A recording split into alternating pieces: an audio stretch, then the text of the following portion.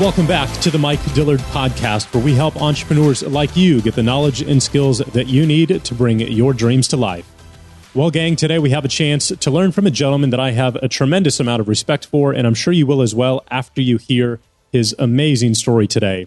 His name is Steph Sifandos, and Steph is a perfect example that all of us are absolutely capable of changing and becoming who we truly desire to be, no matter where we currently are in life.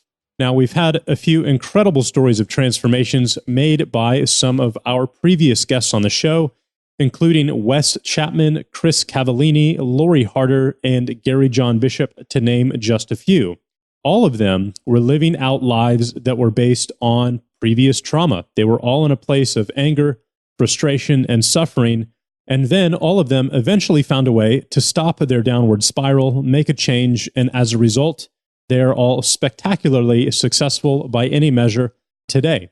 So, having had the opportunity to hear about each of their transformations in detail through this show, I've noticed that all of them have three things in common. First is a breaking point, a moment of decision where they said, enough is enough. Second, they all had a deliberate and obsessive search for new knowledge, tools, and people that could help facilitate the changes they wish to make. And finally, they had an unwavering commitment to the process combined with patience. There was never a timeline or a deadline.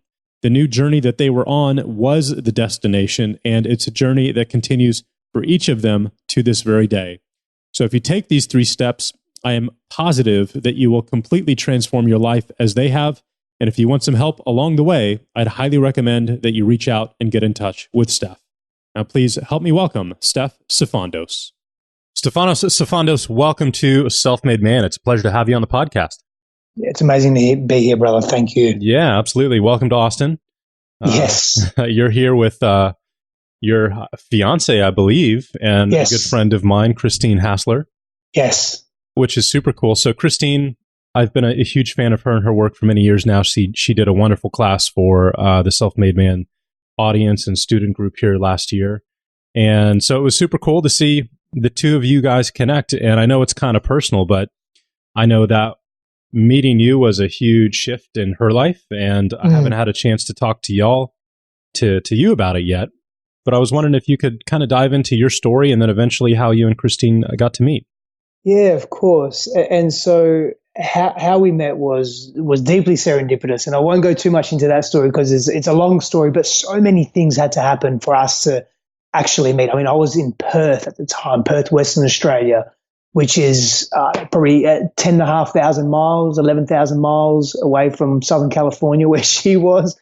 And we were introduced by mutual friends, and just what had to happen for me to know those friends and for her to reconnect with those friends after many years it was just amazing. So we first connected. It was a deep and quite profound knowing. And when we first physically met, months after we were interacting via technology and the blessings of technology in this instance, it really it felt like home. It felt like home. It felt, this is where I need to be, and she felt the same way. Now, for me to get to that point and to have that level of certainty and clarity in my own self, even from just speaking to a woman 10,000, 11,000 miles away, and having this inner knowing that there's something here, and to pursue that with confidence and to pursue that with clarity, a lot had to happen in my life. A great deal had to happen. I grew up in a volatile environment. As a child, I didn't know if I should speak up or if I should retract and hide away, and it caused a lot of angst in my own mind and a lot of mental chatter and emotional disparity. And I took that into my teenage years. I was very passive and very withdrawn from the world in my early teenage years, and took that then to another extreme, became very outspoken, hyper aggressive, violent. I would be fighting every weekend, drinking alcohol, really just losing and drinking alcohol to the nth degree in extreme expressions, and really losing myself and not knowing who I was. And for me, it was unresolved stuff from my childhood. As I said, I grew up in a volatile environment. It was an abusive household, physically and emotionally abusive. And I didn't know how to be. I didn't learn how to be as a kid. And I took that I didn't really take responsibility for that as I moved into my adult years and just continued the same behavior. And so that didn't serve me as a man in the world, and didn't serve my model of what a healthy man is, because I didn't really have a healthy model. I did have healthy models, but they were a little bit too distant. So my primary model, my father, it was very difficult to gauge, well, is this what a man is meant to be, or was abrupt, rude, aggressive, agitated, frustrated, tense. And so I took so many of those qualities and I brought it into my adult life, and I brought that into my relationship as well, into my relationships. And so I went on this path of self-destruction, essentially, and in complete avoidance of being me, complete avoidance of doing good in the world and really living to what my values, the core of my values were. And they were so muddled and so covered with so much thick muck and implicit memory and pain and suffering that and the suppression of all that I just kept being what I thought was the normal, what was familiar to me. And so being frustrated on a daily basis, being a very high risk taker in business, I was investing money and energy and resources in businesses that had a massive return, but were so risky. And I thought, well, that's the way men need to be. That's just the way I need to be. This is what me planting or placing my foot in the world looks like. Placing that flag in the world looks like. This is how I want people to see me. I want people to see me fearless. But the reality was, I was so scared inside. I was scared to actually pursue what interested me. I was scared to speak my truth, and I would cover that with bravado, false bravado, and arrogance and ego, and I would be on the front foot. I would be hyper defensive. I would attack emotionally. I wouldn't let people in. Even though I was able to communicate quite clearly, even at an emotional level, it wasn't real because it wasn't coming from a genuine version of myself. And so I distracted myself with women, alcohol in the early years, but then I stopped that because I valued health too much. And so I went the other way, and I went really extreme in my health and my fitness, and pushing my body, taking my body to really distant places, to the edge, to the unknown, in terms of what can my body actually do in terms of performance. And again, it was a coping strategy for me, and an opportunity to avoid what was really bubbling underneath the surface. I was womanizing, consistently and constantly unfaithful. And for me, a few years ago, that became unraveled when my partner at that time discovered that. I didn't even have the courage to tell her. She discovered that, and that's when, for me, I was really at a fork in the road. And I made a real commitment for the first time in my life to not continue the same behavior, to unpack what was going on, because I was an intelligent guy. I have degrees in psychology and philosophy, a master's degree. I have various qualifications in mind-body modalities, but I wasn't embodying it. I wasn't living it. I wasn't really owning it, and I was living in the shadows. And it was evident in my businesses as well. I would make massive money and then lose a lot of money. It was this build, burn mentality, and I couldn't figure out why. And I thought, well, that's just part of business. I would blame everything but me. I would make all the excuses, but I wouldn't take responsibility. And so really I was just stuck in this boy mentality, but living in a man's body. And so when that event occurred, I took a path of, I'm really going deep into all this. And I stopped working. I stopped focusing on business. I just went deep into personal development. And that was my journey. And I really went into that. And I actually got into debt because of that, because I stopped working and I just poured so much money into myself. And I started asking questions around, what does it mean to be a man in contemporary times? And who do I want to be? And who am I? How do I want to show up? And why am I being this person that's actually causing me a lot of pain, but that I'm avoiding very, very strategically, and I was doing a good job of it as well. And so that was my unraveling, but also that was my liberation. And so when I really stepped into that, that's when freedom for me unraveled itself and presented itself. Because for me, I had this fear around freedom and commitment. And now I'm just going to fast track a little bit and we can go in between. But now I have freedom through and in commitment. And you can hashtag that shit, brother, because freedom through commitment is a real thing. And it's a real thing when we get ourselves in a place of homeostasis, emotional and spiritual homeostasis, and greater balance, where we connect to that balance that exists within all of us, and we start living our truth instead of living in lies and living in the shadow. And I did that for too long, man, way too long. I saw some dark things. I experienced some dark things in society, living in that space. And also I went really deep into the darkness of my own self, in order to be able to extract and be present to the lightness within self as well. So what does that process look like? Because that's a pretty big level of awareness, and then it's a huge level of transformation, obviously, from who you were to where you are today. So when you dive into, personal development, when you said, can you unpack that a lot? Because I'm really interested to hear, what did you try? What, really worked, and what did you resonate with? Because there's a lot of people who dive into self-help stuff. I'm sure everybody who's listening to this right now has it to some degree or another, and maybe they see a change, maybe they don't. So I'm really interested to see what the specifics were. Yeah, and it varied. So I began with spiritual counseling, and I began with psychotherapy as well. And I started there. I went also to spiritual healing. I went into my own processes. So it was really a combination of, and I'll go into some of the details of that, some of the actual modalities as well. Neuro empowerment training as well, where I was actually rewiring my brain. And that was phenomenal too. That was really powerful, actually, because that gave so much more context to what I had experienced and how I was experiencing and how I was behaving and being in the world as well. I dialed in my health too. And I mean, I was always quite healthy, but really began to dial in my health more from a nutritional perspective and supplementation, and specific to me. So there was some genetic testing around that as well. And then looking at how my food actually affected my mood and my behavior as well. I went into child regression therapy, hypnosis, timeline therapy, to mention a few. I went deeply into my own meditation, my own meditative practices, more around Eastern mysticism. I went into deep reading. I read all the books I could read, man, on whether it be masculinity, and I still read. I'm an avid reader now, but whether it be on masculinity, whether it be on the male brain, or whether it just be on neuroscience, psychology, dealing with trauma and stress. I did trauma release work as well with a qualified trauma therapist. Those were some of the modalities that I did. I spent time in nature, purposeful time in nature.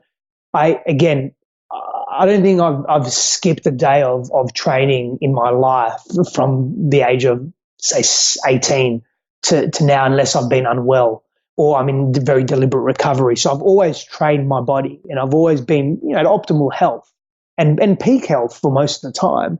But I started doing that very differently. I started looking at that very differently. I also engaged very simply in some nurturing practices. Instead of going to get a massage and making it a sexual massage, I went and got a massage, and it was to nurture my body. It was to give me relief, in the emotional relief, and spiritual relief, and to receive nurturing, because I learned to speak to myself very differently, because my self-speak was so negative and so harsh. And so the neuro empowerment training helped with that immensely as well. Yeah, no, you've definitely covered the menu for sure here. What I'm really interested in these days, personally, and I'm surprised by the lack of resources around this, so I want to ask you about it. I was actually looking for books on this the other day, and I only found like 2 on Amazon from sources that, from my perspective, I would just consider unknown, right? I don't know how valid or qualified these individuals are. But when it comes to rewiring your internal stories, right? So we're all living physical manifestations of the subconscious stories that we've adopted since childhood, whether it's through traumatic circumstances or not, maybe just, childhood that you've had, but your operating system is based on those. And most people are not aware of them at all. And you usually don't become aware of them until you do this kind of work. And then you get an opportunity to retell those stories and rewire them. Was that a part of the work that you did? And if so, where did you really learn about that? That's a really powerful question, man. I'm trying to think where to start. Where would be the best place to start for that? So a great deal of this process, whilst I saw, like I said, spiritual healers and it was doing deeper energy work from various lineages of whether it be, I don't want to get too esoteric here, but whether it was light therapy that I was doing or light work, or whether it be a modality from an Egyptian lineage or something Eastern, more mystical. I took a lot of responsibility and I spent a great deal of time on my own, understanding my own mind, my thought patterns, my belief systems, looking at how I was being in the world and peeling back what was underpinning those thoughts and those behaviors. So a lot of this I spent spent time on my own and sought support outside of that when I got stuck. And so the main, I was very deliberate in doing that. And then the main reason for doing that was because I felt I was giving my power away too much when I looked back at my life.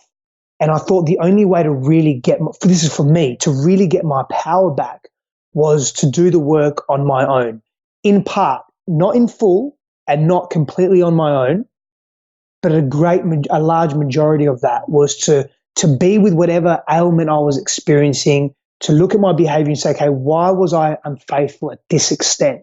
Why was my businesses burn, build? Why was I able to attract such wealth and such amazing people in my life, but then also lose that really quickly? And so I peeled that back on my own. Yes, I looked at Carl Jung. Yes, I looked at Deepak Chopra in terms of the shadow self and understanding the archetypes and understanding our belief systems and the unconscious mind. And they're just two examples, right? I use Deepak Chopra, contemporary author, and I use Carl Jung, a more traditional psychologist and one of the pioneers of Western psychology and the human mind as we see it. And I went deep into Eastern esotericism as well and the Eastern mysticism. And pulled so much from, okay, so what does neuroscience say this part of the brain does? When we behave this way, what's happening physiologically in the body? What hormones are being secreted? How is the body behaving digestively? What's going on in my body? And I started making these correlations and relating to that. Hence how I've been able to develop various models and frameworks around certain postures and how to be in the world and how to optimize our performance in certain areas of life. So I really went deep in doing that work myself. I hope I've answered your question. Yeah, well, we'd all like that magic pill, right? That one magic fix that can do it for you. And so that's something that I've been looking into greatly. And I was just really shocked by the lack of information available out there that I could find. So I had to use this opportunity to ask you if you had any resources around it. But I wanted to ask you if you'd be willing to share what you concluded when you were doing your self-analysis on the business side of why you would build it and burn it. Oh, yeah, absolutely. Because volatility was my familiarity. Let me explain. So I grew up, as I mentioned, in a volatile household. And so one day my father would be happy and he would be, basically his behavior was unpredictable. Bipolar, and I felt I felt very unsafe in my environment. He was highly unpredictable. Now, the adult self for me loves my father, and the inner self loves my father. The inner child loves my father as well. I've done some deep work around that, and so I see where his pains are and where he's come from. But the little child doesn't get that. The little child doesn't have a comprehension of that. From 0 to 7 during our formative years, walking around in a hypnagogic state, we take on really what our environment gives us without much interpretation. So volatility for me was the norm. And so I expressed that in my relationships and the way I behaved and the nature of my relationships and in my business. And until I really made that connection and I ceased to be volatile within my own mindset, my own set of the way I spoke to myself and saw myself, that's when I began to observe and experience a steady state flow of success in my businesses as well. And that for me, that was fucking epic, man. And that was a major light bulb. It was like, wow, I get it now. Like I really get it. So, and now I'm able to build that. Yeah. So I want to ask you, so you had the moment of awareness, which is great. And you can consciously understand that. But then how do you act on it and see a lasting different set of results and have a different set of behavior patterns? Yeah. So first clear out the trauma. And so I engaged therapists that could help me shift the trauma at a visceral and physiological level. And once I understood that enough, and not just understood it intellectually, but actually embodied it viscerally, I went and I continued that path. So I would continue to every time. It's actually really simple. It isn't. So every time I would have a thought, or I would be just about to elicit a behavior that was very similar to the volatility that I was once behaving in, I would literally stop myself. I would replace that thought with something else. I would ask myself, is that really the path I want to go? And so therefore I would link a new action and behavior to my core set of values that I was living in the present. And I was able to, in real time, act in a different way to get a different result. And I would also ask myself and be with myself, is there something that I need to equilibrate and neutralize here within me viscerally? Do I need to go into the body and shift more trauma at a cellular level? And I haven't had the skills to do that, obviously. And I was able to do that repetitively, and repetition, essentially. That became my new habit, and my habit became the outcomes that I was living.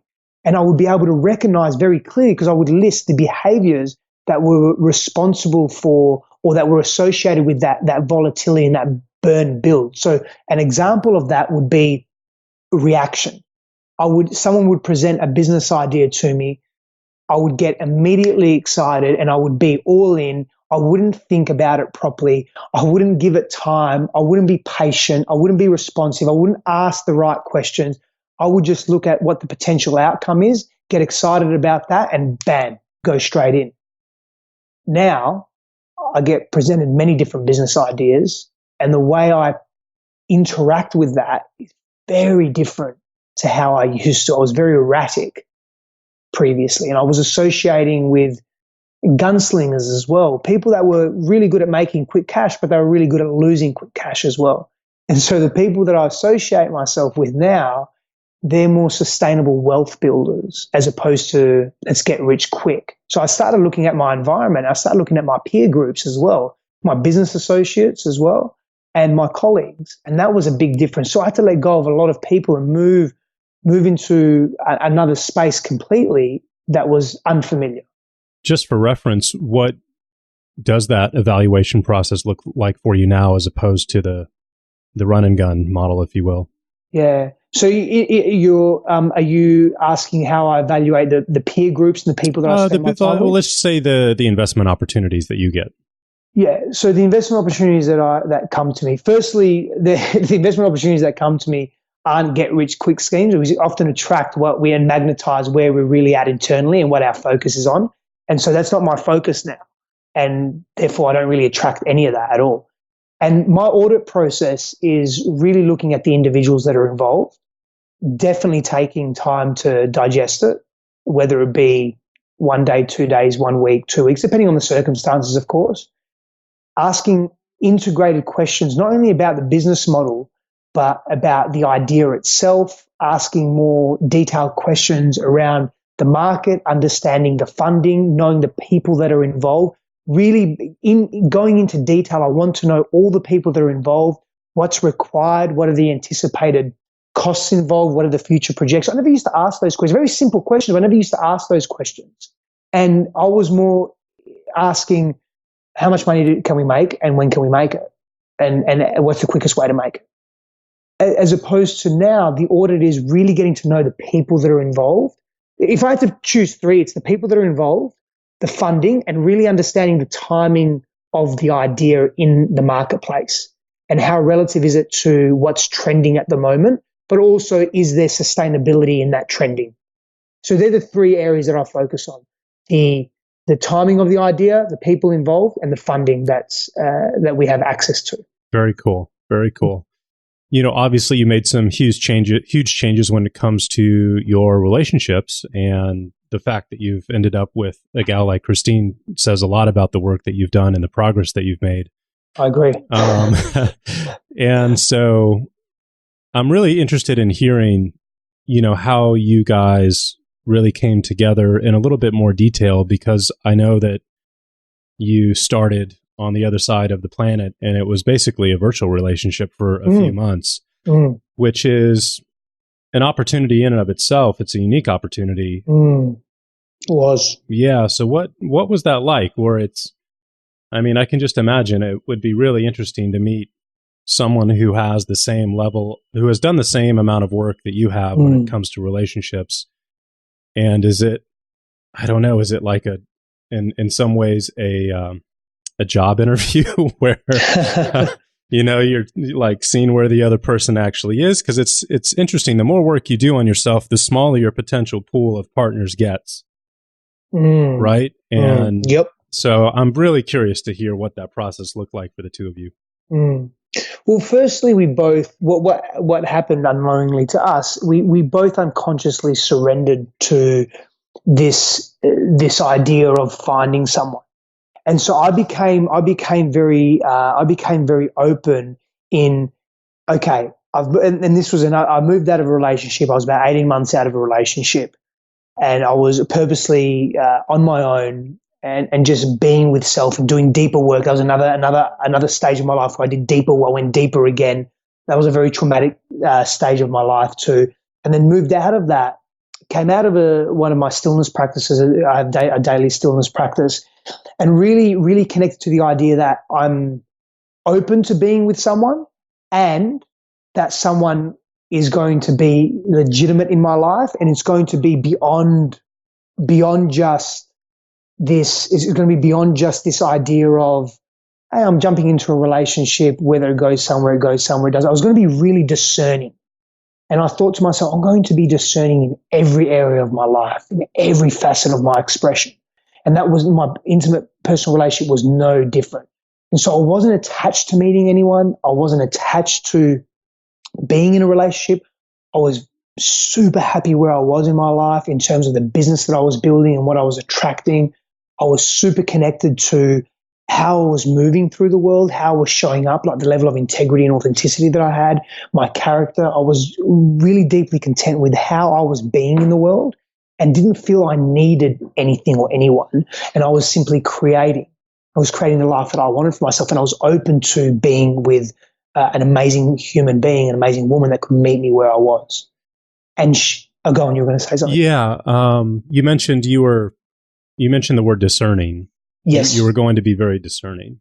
Yes. And that can also be, at least for me, when I've tried to be quote unquote discerning, judgmental, where it's like, I immediately want to see if this person is who I'm looking for based on my criteria, whatever it may be, which can easily be used as a way to put up a wall and distance somebody.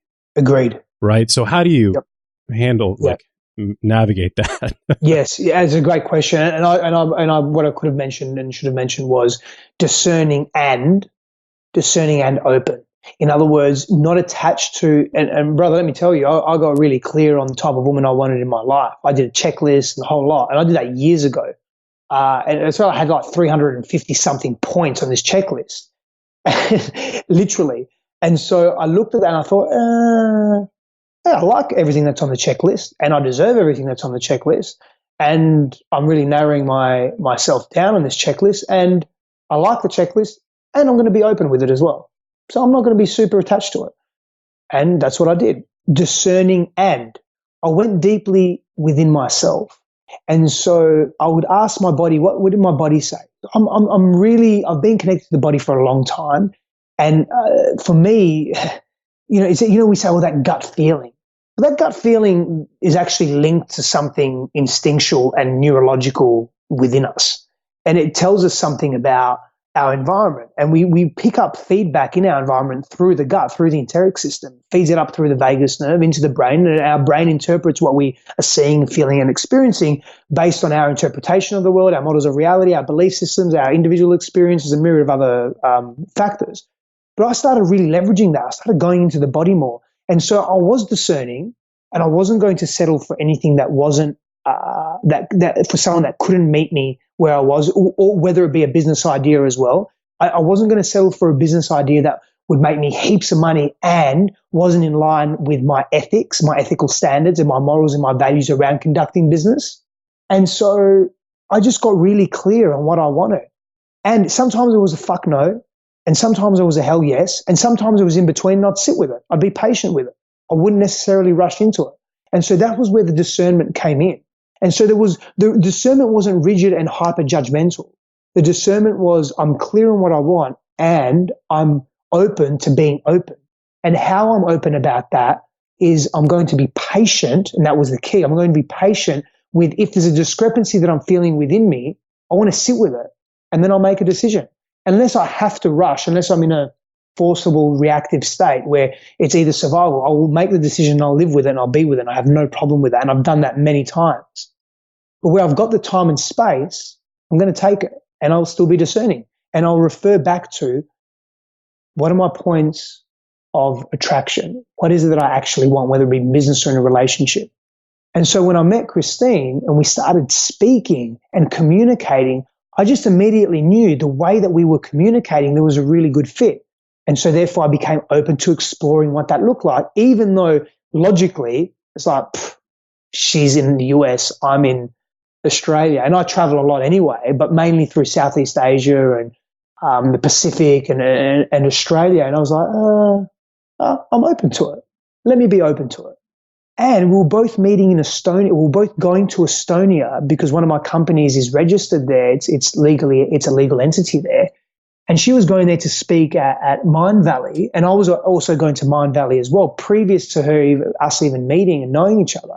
Mm. And so there was a lot of serendipity around that. I mean, Estonia is a very small country. It's 1.2 million people in northeastern Europe, northern Europe. And so it's not a travel destination per se. And we were both going there, and we knew we were going there, or we knew after we started speaking. And so that was cool as well. Actually, so we knew before we started speaking because our mutual friends let us both know. And that was cool. And so the moment I became open was the moment I was introduced to her, literally a few days later. And so we began that conversation. And so what helped me, and this is a really cool tool, and you can actually use this tool in business in a different way. So, you're familiar with Chicken Soup for the Soul, Jack Canfield? Mm-hmm. And he's made like 16, 18 iterations of Chicken Soup for the Soul, right? Yeah. It's like the 5 love languages. There's 5 love languages in relationship, and you can have the 5 love languages in business, and the 5 love languages for kids and so forth.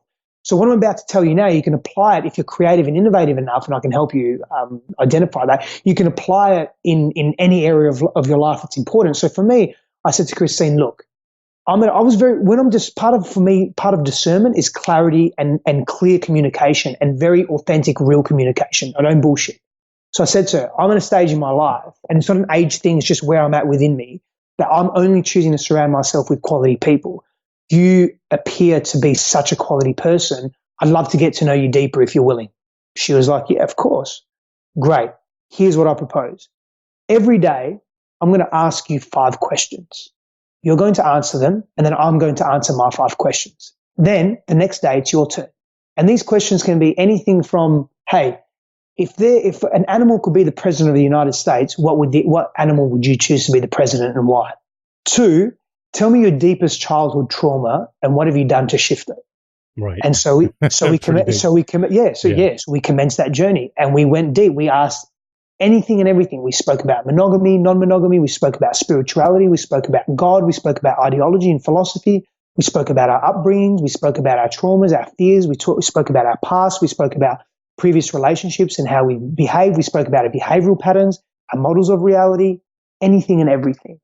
We spoke about sexual orientation, sexual preferences.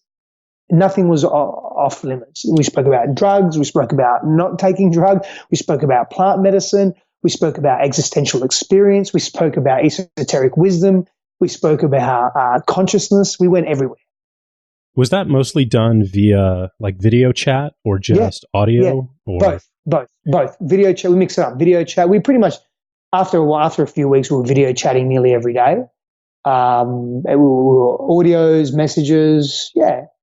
And I'm just asking because I've had discussions like that in long-term relationships occasionally during my life. And then it's always really interesting to meet that person in real life, knowing that you've gone pretty deep down the rabbit holes, and then all of a sudden then they're there, and it's almost in a way like you're starting over in some ways, in some ways not. So that's why I was wondering is if the video chat played a role with you guys, or if you still had that same kind of experience when you met for the first time, knowing as much as you knew about each other at that point, and still you're just meeting for the first time in person, if it was different, or you were instantly right into that, or if you had to kind of get to know each other better in a new way. Yes, all of the above. So instantly right into it. Had to get to know each other in a different way now with the the hormonal rush and the concoction of hormones moving through us and the pheromones and so forth. And we laid a beautiful foundation, a powerful foundation. Can you imagine if every business or every business partnership or merging of two businesses or every business idea that was being birthed or every entrepreneurial venture really took a couple of months to go deep into the individuals? I would even suggest that if you're in a business part, we even spoke about our personality testing, the Enneagram and the human design and everything that around compatibility. Can you imagine two business partners going together and saying, hey, you get your personality test done, I'm going to get mine done. Let's see where we're both strong. Let's see where we're both weak, and let's complement each other, and let's see if this can actually work. Let's do Enneagram. Let's do human design. Let's do whatever. I'm just thinking whatever it may be. And let's actually get together and talk to each other about some of our fears and some of our pains and how do we behave under pressure and how do we react. And let's go get some scanning and done around our neurology and see where we're at in terms of our reactivity and what our synaptic connections are telling us. Let's do all that. Imagine that 80%, 90% preparation, 10% execution. Imagine if businesses did that. Yeah. Imagine if people in relationship did that. What would happen? We forged such a strength in relationship and such clarity. That's like when I said to you, when we met physically, it was like home there. Not that I felt broken or I felt I was not whole. I was very whole when I came to the relationship, as was she. And my perception of that was I didn't feel that I needed someone else to complete me. And when I came to her, when we met, I just felt really comfortable and really in knowing that this path that I'm about to embark on with Christine is the path that I need to be on. Is the path I want to be on. Right. Very cool. Very cool. Man, there's so many questions that I've got. So to kind of bring it back around full circle to the beginning, for people who are listening to you, they're maybe being inspired to take a closer look at their lives and themselves and their behavior patterns. If you could give them some pointers on where to start, I think that would be really useful. And then obviously I want to talk about what you do, because you help guys do this kind of work. So if we could cover both of those, that'd be great. Absolutely. So what I'll begin with is that when we get ourselves in check, everything else flourishes. When we are not living in lies, we're not acting from a place of dishonesty, when we're really connected to our truth and we behave in that way. In other words, when we're in integrity, when what we think and feel and know about the world matches our outward behavior, that's powerful. And that's being in integrity. And when we're in that place, there's a cohesion and a flow that takes place that every other area of our lives, sure, we'll experience challenge and difficulty, but every other area of our life is essentially on point, including our external relationships, in the way we interrelate to others, and the way we interrelate, the way we connect to ourselves. And so I would begin with looking at patterns. Patterns tell us so much about who we are. So look at some of the most important relationships in your life, and then look at some of the biggest challenges in those relationships, and then look at the patterns that you engage in when you are in that challenge or when you're in a reactive state. You start with those 3 steps. Observe the key relationships in your life across all areas. Notice and focus on, or not focus, but have a think about when you're in deep challenge in those relationships, how do you generally show up? How do you behave? And the third, are there any patterns in that behavior? And then once you understand those patterns, you can go deep into the source of them. And it's always wise to get external help in some capacity, whether it be a spiritual guide, someone that's intuitive, whether it be a psychotherapist, whether it be a counselor, whether it be a anyone that can, a trusted, revered friend that can give you some perspective and insight into the source of that, and then how to shift and equilibrate it, and how to move through it, and how to actually elicit a new way of being in the world. And that's obviously a more complex conversation, but that's a great starting point in terms of being observant. Yeah, and I'd assume that you'd want people to write these down and start to catalog this in kind of like a diary format. Absolutely, yeah. They can do this on a regular basis. Another great way to start is look at all our behaviors. So look at the way we behave in the world and how we repeat those behaviors. What are the patterns in those behaviors? And then begin to ask yourself, what are the belief systems that allow me to behave this way? So let me give you an example. Say you're in a relationship and you're having dinner. You and your partner are having dinner. And you're the type of person that loves the dishes done before you sit down, loves the kitchen clean, loves the space clean, open, before you sit down to eat.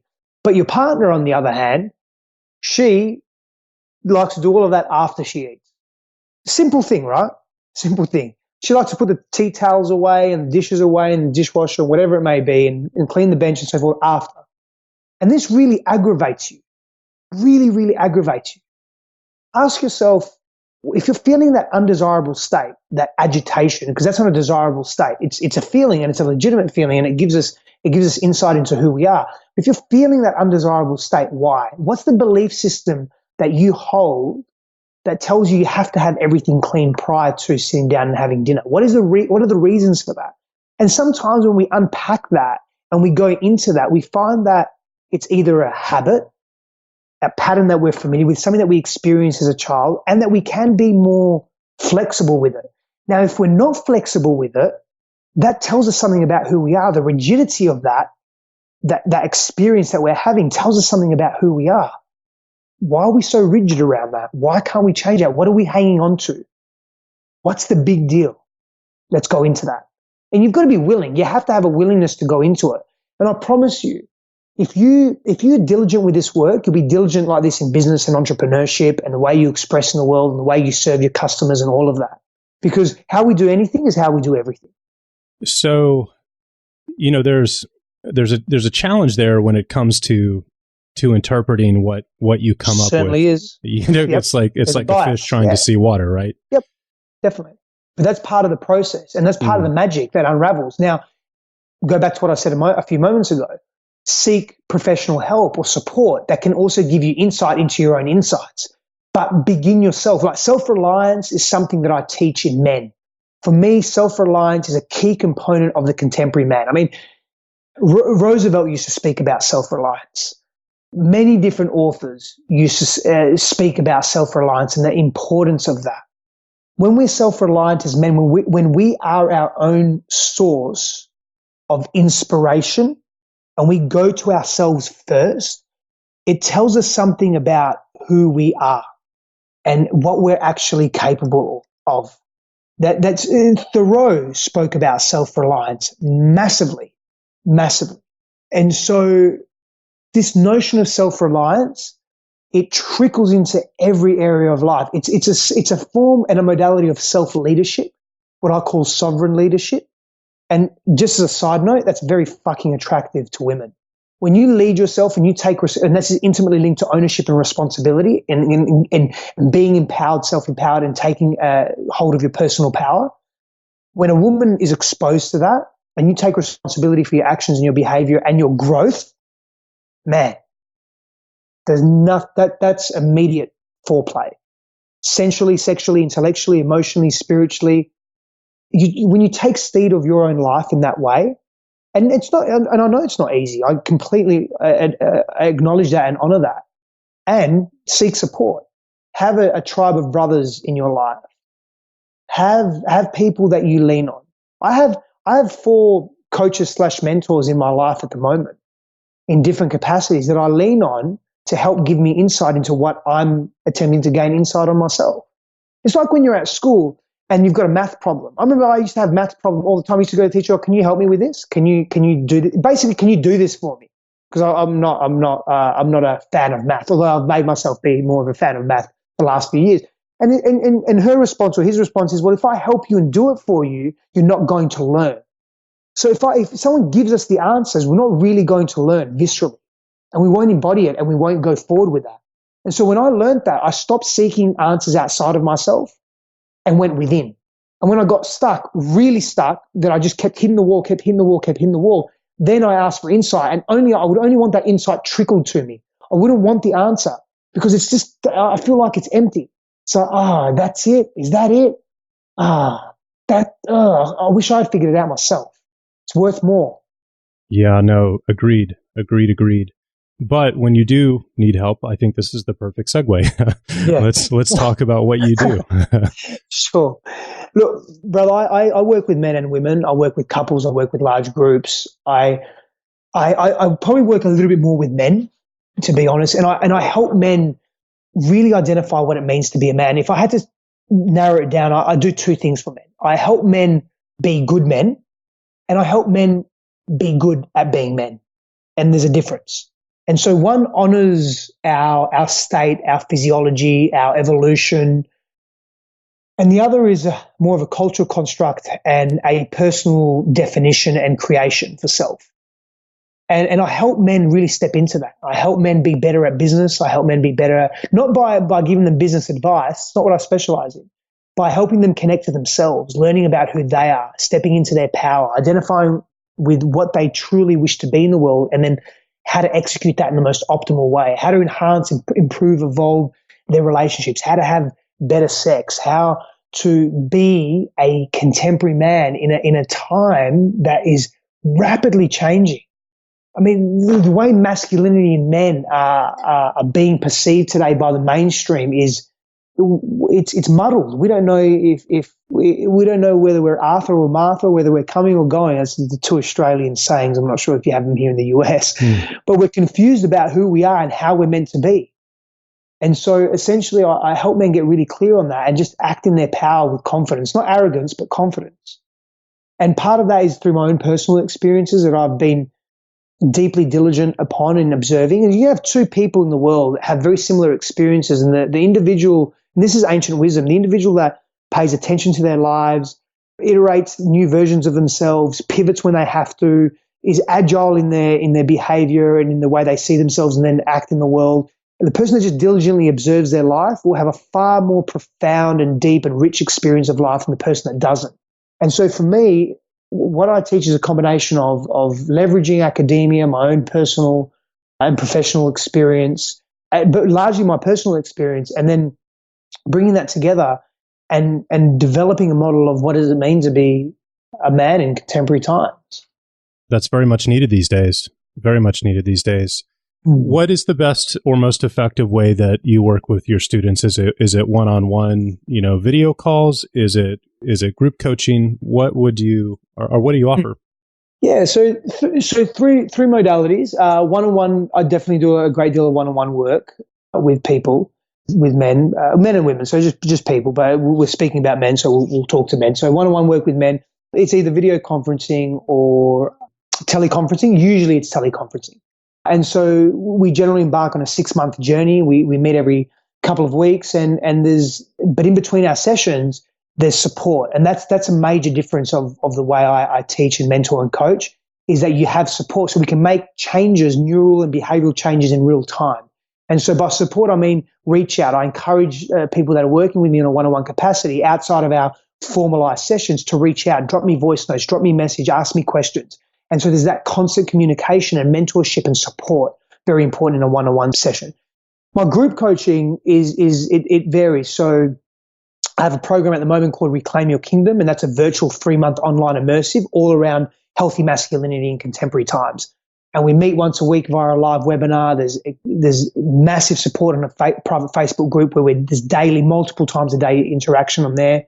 There's rich learning materials. I mean, some of the lessons are 25,000 words per lesson. It's very, very deep. I've put a lot of research into this and developed deep frameworks around what it means to be a man. And that's constantly evolving and changing, by the way, and growing as well as I go deeper into the realm of relationships and gender dynamics and masculinity. And then there's also immersive experiences that I have. So, for example, last year, I'm not doing any this year because it's just so much on with wedding and establishing myself in the US and so much going on. But last year I took a small number of people up to the New Zealand Alps and we just went deep for 5 days, and that was epic, and that was highly transformative. So I do that as well, and then I speak from stage and from other people's events, from my own events. I create in-person experiences with larger groups as well, 3-day, 5-day, 7-day immersive retreats specifically for men and rites of passage. And so, yeah, there's some examples of what I do. Awesome. Well, I can't wait to dive in deeper. Yeah. So where can people find you and learn more about your coaching and mentorship? Yeah, so thank you for that. I appreciate it. So stefanosstefandos.com or any of my social media handles, Stefanos Stefandos, IG or Facebook. Okay, awesome. And obviously there'll be links here, guys, in the podcast summary too. That'll take you to all of those websites. And so, is there a book coming out? You need to write a book, man. Yes, there is. So there's a book coming out. There's actually a couple of books coming out. One I've started writing already. Actually, two I've started writing. One I'm far in, and I'm going to have to split it up because it's around 250,000 words already. So that's got to change. I've got to strip that back. I have written a book. It was a book of aphorisms and philosophical musings, and that was in 2012.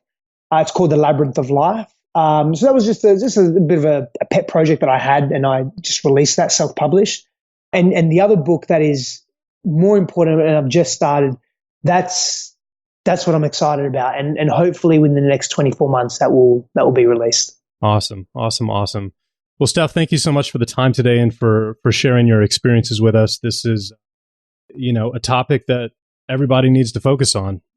And I would challenge everybody here listening to this to do the work that you need to do if you want to, reach the next level in life that you want to get to. So there's only one path, and that's it. Thank you, Mark. Yeah, absolutely, brother. Well, thank you again. I really appreciate it. And guys and gals, thank you as always for listening. If you know someone in your life who could use a kick in the pants or use some help, please share this episode with them, and you could end up changing their life forever. So thanks so much, and we'll see you next week.